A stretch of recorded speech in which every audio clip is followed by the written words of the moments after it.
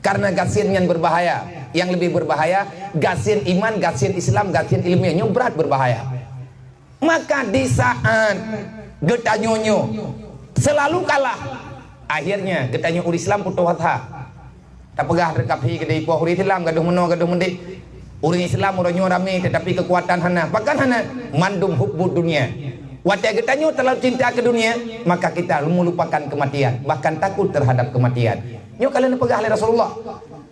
Itanyo Nabi kalian pegah tetapi hana pertimbangan. Gaduh tak pegah pulan, gaduh tak pegah pulih.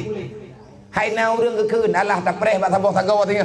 Menya kai treun kena nang gro getanyo tak perang ni. Tunggu, hai tamu perang. Hai benak pegah. Kan pura-pura perang.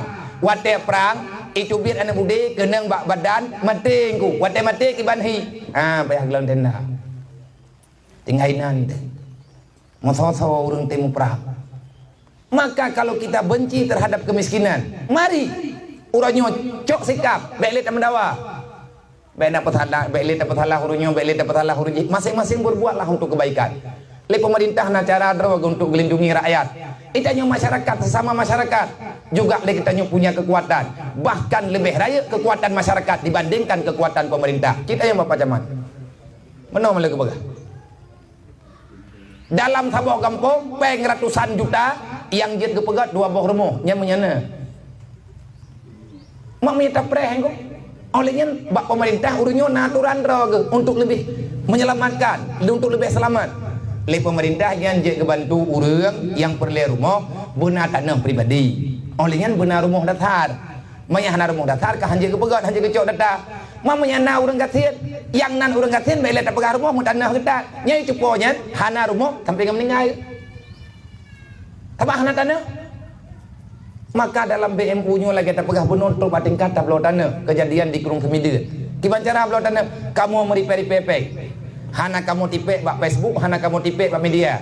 Artinya kamu pakat arakan sahabat yang mau juk peng kertuh ribe apa ia belo tanah kan yatim di Kurung Semida. Alhamdulillah nyo tengah tak preh surat menyeka selesai surat, insyaallah rumahnya akan segera terbangun ngan ukuran mungkin sama lagi nyo bentuk rumah karena dua getagai mak tidro anak yatim tidro tak pegat sabuk kamar tagai yang lebih banyak tajuk ke dapur.